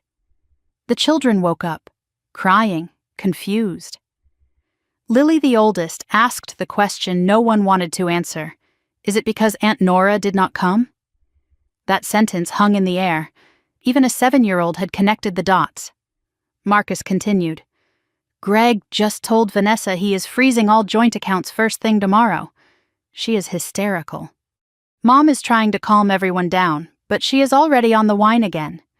It is 7:30 in the morning and she is already drinking. The matriarch was losing control. Patricia had tried to salvage Christmas morning. Everyone calm down. It is Christmas. We can discuss this later. But Greg was not interested in later. Stay out of this, Patricia. This is between me and my wife. Do not speak to me like that in my own house. Your house? You mean the house you are about to lose because you cannot pay the second mortgage you hid from everyone? Silence. Marcus told me Greg had been doing his own investigation. He found documents Patricia thought were hidden. A second mortgage taken out 3 years ago. Current balance $112,000. Payments behind. Foreclosure proceedings initiated. Vanessa turned on Patricia. Mom, you told me you were fine. You said the house was paid off. I was handling it. Handling it? By stealing Nora's identity? By trying to sell Grandma's beach house? That beach house should have been split equally. Your grandmother had no right. She had every right. It was her house. The alliance between Patricia and Vanessa was fracturing. They had been united against me. Now they were turning on each other. Greg stood in the corner watching, taking mental notes for his own legal strategy. Marcus added one more detail. Mom just admitted she opened credit cards in my name too. Not just yours. She said it was temporary. Dad's pension is not enough. She has been drowning for years and hiding it from everyone. Meanwhile, the Facebook battle was escalating. Patricia's Christmas Eve post was still generating comments. But the tide was turning. Cousin Deborah had been posting all morning. Old family photos. Nora at every holiday helping and cooking and cleaning. Nora at Grandma Eleanor's bedside. Nora holding baby Olivia at the hospital when Vanessa was too exhausted to stay awake. Her caption was pointed. This is the woman Patricia says abandoned her family. This is the woman who gave everything and asked for nothing. Before you judge, ask yourself what made her finally walk away. Other relatives joined in. Aunt Linda commented, Patricia, we need to talk. Privately. Uncle Robert wrote there are 2 sides to every story. A family friend added, I have known Nora since she was a child. She would not do this without reason. Patricia responded by deleting comments, blocking Deborah, posting a follow-up. It is sad when family chooses to spread lies instead of showing support. I know the truth. God knows the truth. That is all that matters. Then I received a private message from Aunt Linda. Nora, this is your Aunt Linda. We have not talked in years, but I need you to know something. I have the email your mother sent to your employer. She copied me by accident. I have kept it. If you need it, it is yours. I replied immediately. Aunt Linda, thank you for reaching out. I would appreciate seeing that email. I am compiling documentation for potential legal action. She forwarded it within minutes. There it was. From Patricia Mitchell. To the HR department at Wellington Capital. CC Linda Hargrove. Accidental copy. Subject line. Concerns about employee Nora Mitchell. The content matched what Linda from HR had described. Mental health concerns. Family conflict. Recommendation for monitoring. Timestamp, November 8th, right after I refused babysitting duty. My mother had put her sabotage in writing and sent it to her own sister by mistake. The universe has a dark sense of humor. That afternoon, Vanessa sent me a text. Long, rambling, unhinged. Are you happy now, Nora? Is this what you wanted? Greg found out everything. He is freezing the accounts. He is talking about full custody. My marriage is over. My life is over. All because you could not just watch the kids for 4 days. 4 days. That is all we asked. You ruined everything. You ruined my chance to get out. You ruined Mom's Christmas. You ruined this whole family. I hope you are enjoying your vacation. I hope the beach is beautiful, because when you come back you will have nothing, no family, no one who cares about you. You will die alone, Nora. Alone. Just like Grandma. And no one will come to your funeral either. I read it slowly. Each accusation registered, but none of them landed. Vanessa was blaming me for the consequences of her own lies. Her marriage was ending because of her deception. Not my vacation. I typed a response. Vanessa, I did not end your marriage. You did. You lied to Greg for months. You used me without asking. You stole my identity to make money. Those are your choices, not mine. I am sorry you are hurting, but I am not responsible for the fire you started. When you are ready to have an honest conversation, I will be here. Until then, please do not contact me. I blocked her number. I spent Christmas afternoon at the resort spa. The Whitfield report was now 75% complete, ahead of schedule. At sunset, I sat on the beach watching the sky turn gold. I felt no envy watching the families nearby. Only peace. That evening, an email arrived from Patricia. Subject line: I am sorry, Nora. Please read this. I opened it. My darling daughter, I do not know how things got so bad between us. I have been up all night crying. Christmas has been a disaster. Vanessa and Greg are fighting. The children are confused. Everyone is miserable. I know I pushed you too hard. I know I said things I should not have. The credit card. That was a mistake. I was desperate. Please come home. We can work this out. We can go back to how things were. You are my daughter. I love you. If you need me to apologize publicly, I will. Just please, do not abandon me completely. I am begging you, Nora. With all my love, Mom. I read it carefully. No acknowledgement of the HR sabotage, no mention of the forged signature, no real accountability. Go back to how things were. That was the most revealing line. She wanted the old Nora back. The compliant one. The silent one. This was not an apology. It was a negotiation. I did not reply to Patricia. Instead, I opened a new email. I added every relative I had an address for. 37 people. I copied Aunt Linda, Cousin Deborah, Marcus. Subject line: The truth about Christmas. From Nora Mitchell. I looked at the blinking cursor. 33 years of silence about to end. My mother wanted to go back to how things were, but I had already burned that bridge. There was no going back. There was only forward. I took a breath and started writing the truth. All of it. December 26th. 5:17 in the morning, Maldives time. I had been awake for hours, not from anxiety, from purpose. My laptop glowed in the darkness. The family email draft sat open on the screen. I had rewritten it 4 times. The first draft was angry, accusatory, too emotional. The second was defensive, explaining myself, too weak. The third was clinical, just facts, too cold.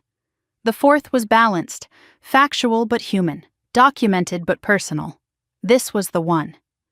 I read it one final time, checked every attachment, screenshots, forwarded emails.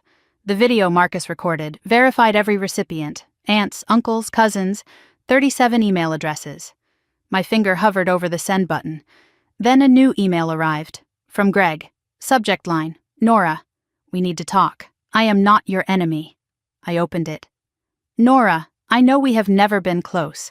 I have been part of the family machinery that used you, even if I did not see it that way at the time. But things have changed. I have discovered what Vanessa and your mother have been doing, not just to me, but to you.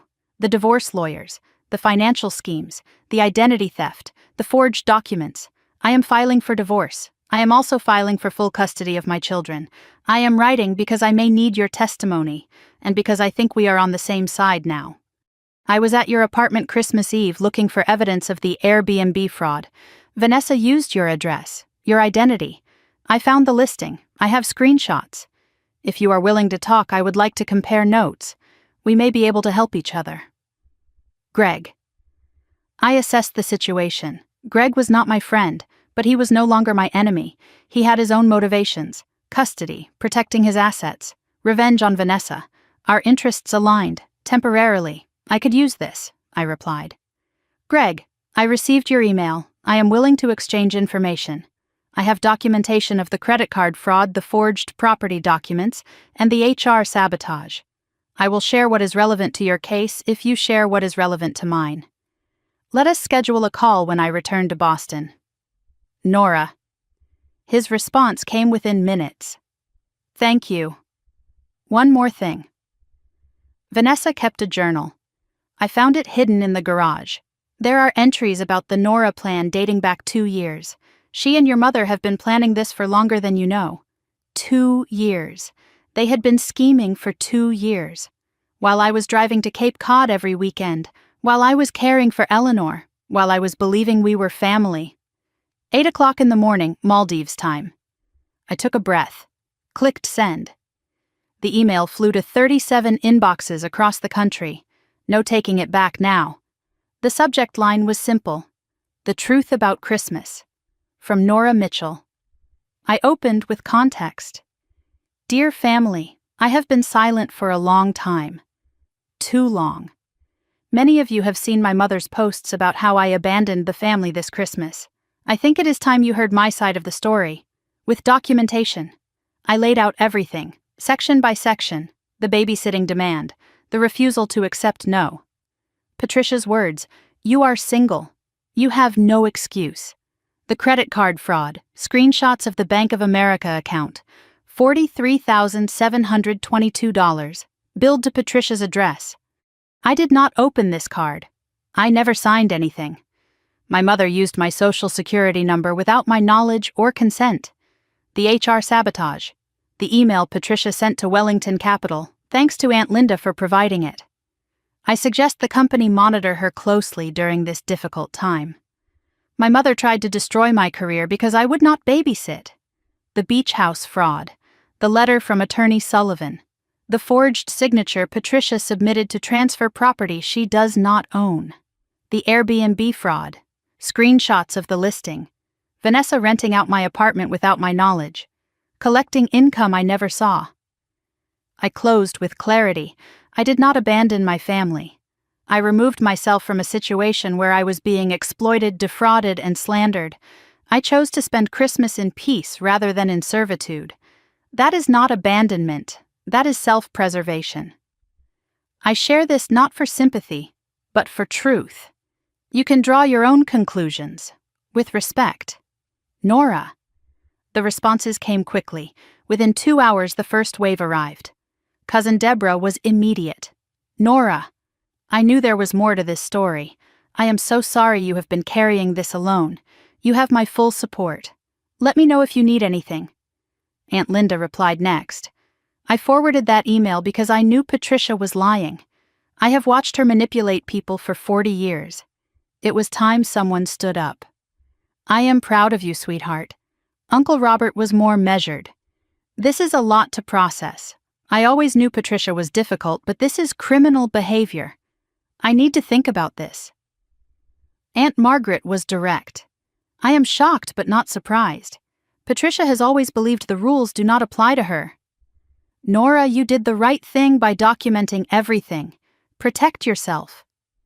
Cousin James was blunt. Holy shit, Nora. I am sorry we all missed this. We should have paid more attention. One response stood out from the others. A cousin I barely knew. Nora, this is David. I work in financial crimes for the FBI. I am not suggesting federal charges at this point, but if you want to discuss your options, call me. This is serious. Then Patricia saw the email chain. She fired back with a reply all. Against all advice, she responded publicly. I am appalled at these lies being spread about me by my own daughter. Yes, I borrowed some money. Families do that. It was going to be paid back. Yes, I called her employer because I was worried about her mental health. Any mother would do the same. The beach house situation is a misunderstanding. I was trying to help. Nora has been manipulated by outside influences, probably that lawyer of hers, and is trying to destroy her own family. I am the victim here. I gave everything to my children, and this is how I am repaid. I will be consulting my attorney about these slanderous accusations. Do not contact me unless you are ready to apologize for believing these lies. Her email only confirmed what I had documented. She admitted to borrowing money. She admitted to calling my employer. She claimed misunderstanding about the forgery but offered no explanation. Every sentence dug her hole deeper. Cousin Deborah responded immediately. Reply all, Patricia. You just admitted to everything Nora accused you of. Borrowing money without consent is theft. Calling someone's employer with false claims is defamation. Misunderstanding about forged signatures is fraud. Please stop emailing. Aunt Margaret sent me a private message. Your mother just called me screaming. She says you have turned the whole family against her. I told her she turned herself against the family. She hung up on me. First time in 60 years. That afternoon, the legal notifications arrived from attorney Caroline Park. The cease and desist letter had been served to Patricia regarding unauthorized attempts to sell or transfer the Cape Cod property, warning that any further attempts would result in immediate civil action and criminal referral. Patricia had been formally notified she had no legal claim to the beach house. From Bank of America Fraud Department. Investigation complete. Finding confirmed identity theft. Responsible party, Patricia A. Mitchell. Account closed. Balance forgiven for Nora. Patricia would be billed for the $43,722 plus penalties and interest. Recommendation to pursue criminal charges at victim's discretion. Credit bureaus notified. Credit score restoration in progress. 2 major victories in one afternoon. The beach house was legally protected. The credit card debt was erased from my record. Patricia now owed the bank, not me. I texted Marcus. Bank confirmed fraud. Mom owes $43,000 plus interest. Cease and desist served on the beach house. It is over. His reply was immediate. She just got the letter. She threw a vase at the wall. Dad is hiding in the garage. How do you feel? Like I should have stood up years ago. But I am standing now. That evening, I finished the Whitfield Foundation report, 93 pages of comprehensive financial analysis, completed 2 days ahead of deadline. I sent it to Daniel Chen with a simple message. Please find attached the completed report. I believe you will find it thorough and actionable. I look forward to discussing next steps upon my return. Thank you for trusting me with this project. Nora. They told me I did not have a real job, that I just clicked a mouse all day. But while my family was imploding in chaos of their own making, I finished a report that would influence millions of dollars in investment decisions. While they screamed at each other over Christmas dinner, I secured my future. Daniel replied within an hour. Nora, just opened the report. Preliminary scan looks exceptional. We will review in detail when you return, but I wanted you to know. The committee has already been discussing your promotion. This will only help. Well done. Late that evening, one more email arrived, from an address I did not recognize. Subject line. About the other account. Ms. Mitchell, my name is Harold Pemberton. I was your grandmother Eleanor's financial advisor for 23 years. I am reaching out because I believe you should know about an account your grandmother maintained. One that was not included in her official will because she wanted it kept separate from family involvement. This account was funded through a life insurance policy your grandmother took out in 1987. The beneficiary was always listed as you. The current balance is approximately $340,000. Your mother does not know this account exists. Your grandmother specifically instructed me to contact you directly after her passing, but only after you had proven you could stand on your own. I believe that time has come. Please contact me at your convenience to arrange transfer of these funds. Respectfully, Harold Pemberton, CFP. I read the email 3 times, then a 4th. $340,000. A secret account. Grandmother knew. She prepared for this. Only after you had proven you could stand on your own. Eleanor was protecting me even from beyond the grave. I thought about the beach house, the trust fund, and now this.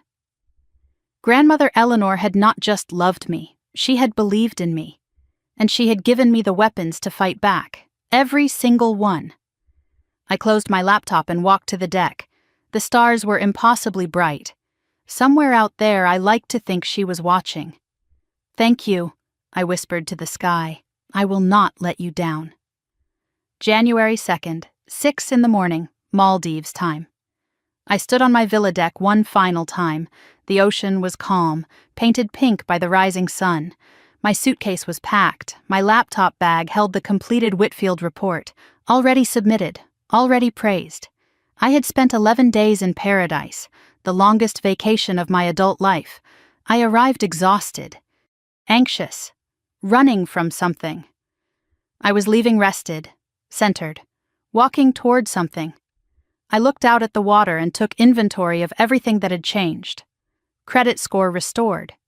Beach house legally protected. Secret account with $340,000 awaiting transfer. Family in ruins of their own making. Career promotion imminent. Self-worth reclaimed. I thought about the woman who boarded the plane in Boston 11 days ago. She was angry, desperate, fleeing. The woman leaving the Maldives was different. She was not running anymore. She was returning, on her terms, to claim what was hers. The journey home was long, 17 hours. Mail to Dubai to Boston, first class again. I had earned it. I slept deeply, peacefully, no nightmares about family, no dread about what awaited. Just rest. During the Dubai layover, my phone buzzed with a calendar notification I had not set.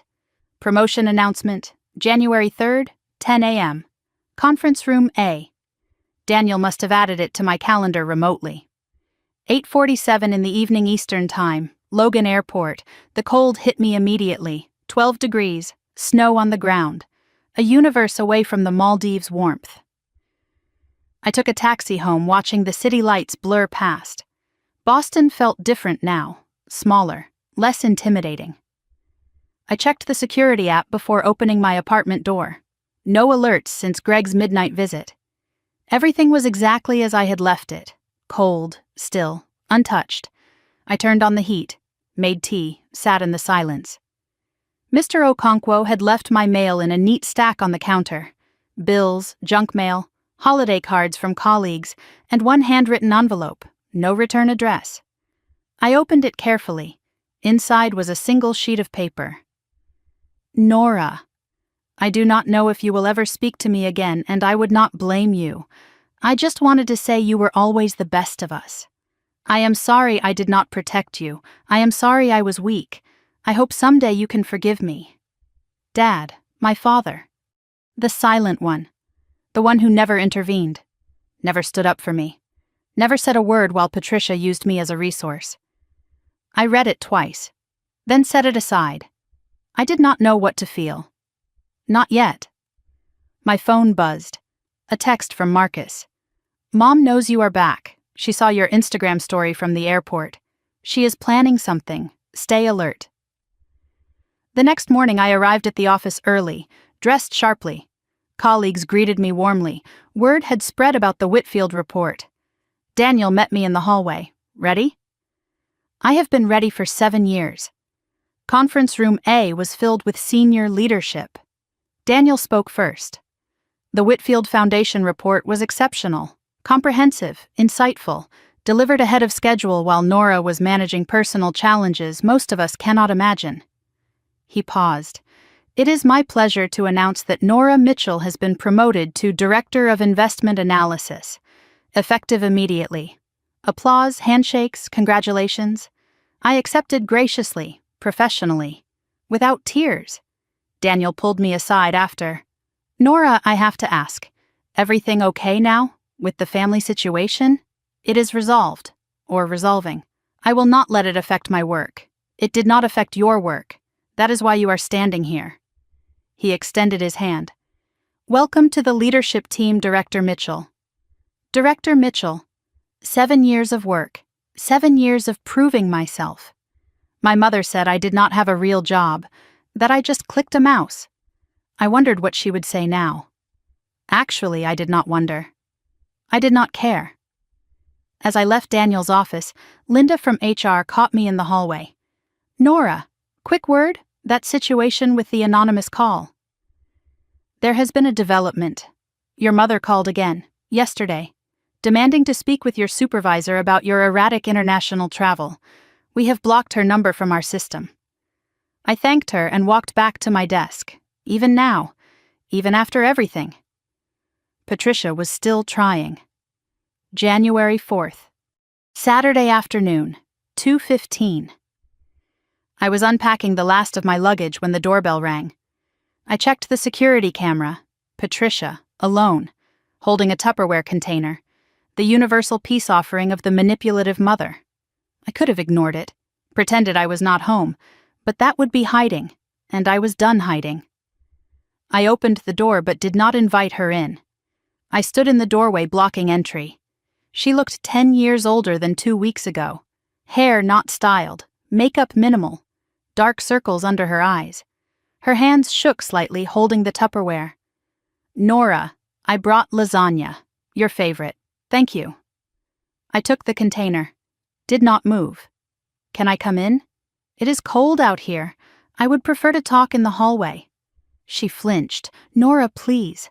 I just want to talk. To explain. Then explain. I am listening." She launched into her speech. The performance. "I know I have made mistakes. I know I hurt you. I was under so much pressure. The mortgage, the bills, taking care of everyone. You stole my identity. You forged my signature. You tried to destroy my career. I did not. I was trying to help. I was confused. I did not understand what I was doing. You understood exactly what you were doing. You told Vanessa in an email. Either way, we win."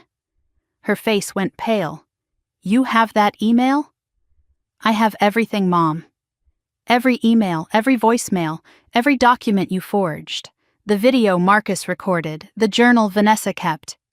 Her voice hardened. "So what do you want? An apology?" "Fine. I am sorry. I am sorry I was not a perfect mother. I am sorry I needed help and did not know how to ask.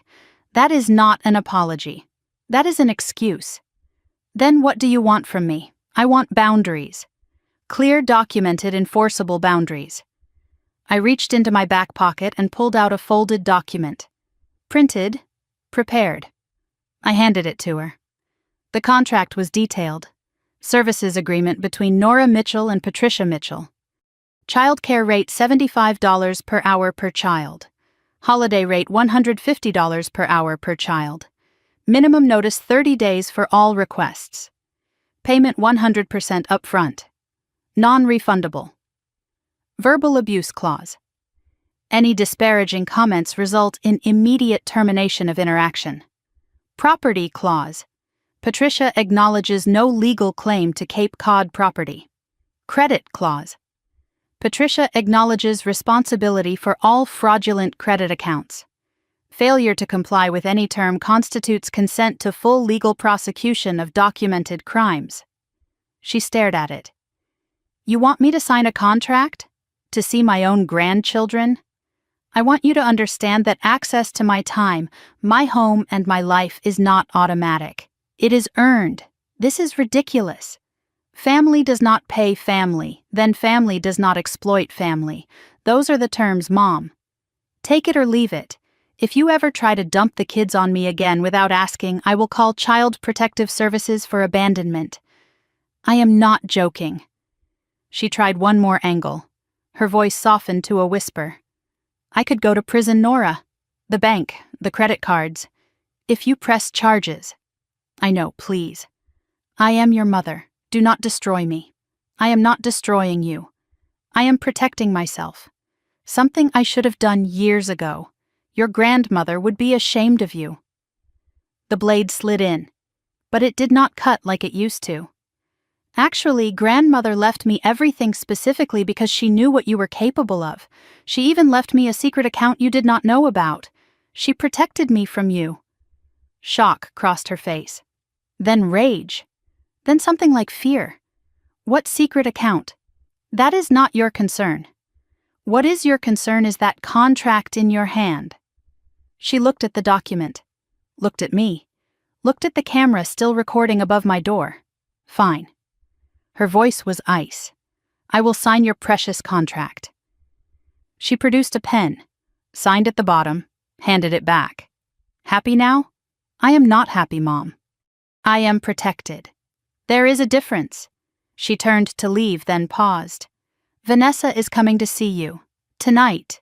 She thinks she can fix this. She thinks you will listen to her." She laughed bitterly. "Good luck with that." She walked away without looking back. That evening at 7:30 the doorbell rang again. Vanessa, alone. No Tupperware, just a large envelope. I opened the door but did not step aside. Her approach was different from Patricia's. She did not try to enter, did not cry, did not beg. She looked exhausted, defeated, honest for the first time. I am not here to apologize. We both know I cannot undo what I did. Then why are you here? To give you this. She held out the envelope. Inside was full documentation of the Airbnb fraud, account details, income records, a signed confession acknowledging the scheme, transfer documents returning all earnings, $4,847. Greg's lawyer said I need to make amends where I can. This is what I can do. We talked, briefly. She admitted she had been desperate. Greg controlled everything. She thought if she could get enough money she could escape. She was ashamed to ask me for help. Patricia convinced her I would say no. So instead she committed fraud, and destroyed her marriage anyway. Maybe someday, she said quietly. Coffee? When I have done the work? Maybe. Someday. But not yet. She nodded. That is fair. She turned to leave. Marcus is moving to Seattle next month. Did he tell you? He mentioned it. He is the smart one, getting away from all of us. A sad smile. Take care, Nora. Later that night, Marcus texted me. How did it go? Mom signed the contract. Vanessa gave me Airbnb documentation. It is over. Not quite over. I found something in Mom's house while I was packing my stuff. He sent a photo, a ledger, handwritten, hidden in Patricia's closet, columns of numbers, dates, names labeled at the top, family contributions. She has been keeping track of everything she has ever spent on each of us. Every gift, every meal, every favor, for decades. She has been calculating what we owe her, our whole lives. The total next to your name is circled in red. She thinks you owe her $127,000. She has been planning this, the beach house, the credit cards, everything, as repayment. I stared at the photo, the ledger, the decades of calculations. My mother had not been desperate. She had been strategic. Every birthday gift was an investment. Every holiday dinner was a transaction. She did not love her children. She maintained accounts. And when I refused to pay, she tried to collect by force. I saved the photo, added it to the evidence folder. Then I texted Marcus. Thank you, for everything. Go to Seattle, start over, you have earned it. He replied. You too, sis. You too. I turned off my phone and looked around my apartment. My apartment, my life, my rules. The war was over. I had won. But victory, I was learning, was just the beginning of something new. April 15th, 7 a.m. I woke in a bedroom I had come to love, the master suite of the Cape Cod beach house. Sunlight streamed through white curtains carrying the smell of salt air. I had been coming here every other weekend since January, keeping my promise to grandmother Eleanor. I had made small changes, fresh paint, new linens, updated kitchen appliances. But the bones remained. Eleanor's reading chair by the window, the antique clock on the mantel, the photos on the walls. It was no longer a museum. It was a home. My home. I made coffee and carried it to the porch. The same view Eleanor watched for 60 years. Waves rolling onto the shore, seagulls calling in the distance, the endless horizon where the ocean met the sky. I understood now why my grandmother loved this place. It was not about the property value, it was about the peace. 3 months ago, I was flying to the Maldives to escape my family. Now I sat on my grandmother's porch watching the same waves she watched, drinking coffee in the quiet she protected. Everything was different.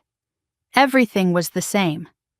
The only thing that truly changed was me. My phone buzzed with a calendar reminder, quarterly family dinner, Patricia's house, 6 p.m. I stared at it, then dismissed the notification. I was not going. And for the first time, that decision came without guilt. The director role had settled into my bones over the past 3 months. Corner office now. Team of 6 analysts reporting to me. The Whitfield Foundation became a flagship case study. My analysis saved them $12 million in potential losses. Other clients requested me specifically. Colleagues treated me differently. Not as the reliable workhorse. As a leader. Daniel mentioned my name in board meetings. I had been invited to speak at an industry conference in September. The career my mother dismissed as clicking a mouse had become something undeniable. I used to measure my worth by how useful I was to others, how much I sacrificed, how little I asked for. Now I measured it by the impact of my work, the respect of my peers, the life I had built with my own hands. My mother said I did not have a real life because I was single. But sitting in my corner office, leading my team, owning my home, I had never felt more real. Harold Pemberton transferred the $340,000 as promised. I invested most of it. Long-term growth portfolio. I donated $40,000 to the Alzheimer's Association in Eleanor's name. A plaque at the Cape Cod Community Center now reads, Eleanor Rose Mitchell Memorial Garden. She would have liked that. Patricia was contained but not changed. The contract held. She had not called my office again. Had not attempted to visit unannounced. The $43,722 credit card debt was being repaid in monthly installments. Court ordered after my attorney filed a civil claim. The beach house had not been mentioned, but Patricia was still Patricia. She told relatives I was troubled, under the influence of lawyers. She hosted family dinners I no longer attended. Posted on Facebook about when families fall apart with sad emojis. She played the martyr, but to a smaller and smaller audience. The extended family had shifted. Aunt Linda called me monthly. Genuine conversations. Cousin Deborah had become a friend. We had lunch twice. Uncle Robert sent birthday cards now. The family that once accepted Patricia's narrative had fragmented. Some still believed her. Many did not. Aunt Linda mentioned something in our last call. Your father asked about you. He wants to reach out again but does not know how. I told him to give you space. Was that right? I said yes. But I had been thinking about that handwritten note ever since. Marcus moved to Seattle in February. New job, new apartment, new life. He called every Sunday. The first consistent sibling contact I had ever had. We talked about work, about the weather, about nothing in particular. It was the relationship we should have had all along. Any regrets? I asked him during our last conversation. About leaving? No. About not leaving sooner? Every day? Mom still calling? Once a week. I let it go to voicemail. She leaves messages about how I have abandoned her. Same script, different child. Yeah. But it does not work anymore. That is the difference. That is all the difference in the world. Vanessa's divorce finalized in March. Joint custody of the children, week on, week off. She was in a small apartment in Somerville working as a substitute teacher. She had been in therapy. Twice a week, she told Marcus. 3 weeks ago, she texted me. I know I said someday. Is today too soon? I considered for a full day, then replied. Saturday. The cafe on Newberry Street, 10 a.m. We met, we talked. For 2 hours, no accusations, no manipulation. Just two exhausted women trying to understand each other. I spent my whole life trying to be what Mom wanted, she said. The perfect daughter, the perfect wife, the perfect mother. And I failed at everything. Because perfect was never possible. You were the one who got out. I hated you for it. Because I wanted out too, but I did not know how. I am sorry, Nora. Not because I want something. Because you deserved better. From all of us. I do not forgive you, I said. Not yet. Maybe not ever. But I believe you. And that is something. We are not sisters right now. But maybe someday we could be something. We agreed to meet again next month. I did not know what we would become. But the door was open. That was new. I finished my coffee and walked down to the beach. The April ocean was still cold, but the sun was warm. I took off my shoes and walked along the shoreline. Every time I visited, I wrote to Eleanor. Not emails, handwritten letters, old-fashioned, like she preferred. I read them aloud on the beach, then kept them in a box in the house. Dear grandmother, it has been 6 months since you left. 5 months since I discovered what you left behind. I understand now why you did it. The beach house. The trust. The secret account. You were not just leaving me money. You were leaving me permission. Permission to say no. Permission to walk away. Permission to choose myself. Mom signed the contract. Can you believe it? She actually signed a contract to see her own grandchildren. You probably could believe it. You knew her better than anyone. I am okay now, grandmother. Better than okay. I am free. I kept my promise. I did not let them use me anymore, and I kept your house. I kept your peace. I hope wherever you are that you are proud of me. I love you. I always will. Your granddaughter Nora. I folded the letter and held it to my chest. The waves rolled in. The seagulls called. I was not crying. I was smiling. For the first time in my adult life, I felt whole. I walked back to the house and sat in Eleanor's chair. My chair now. I looked out at the ocean and thought about the journey.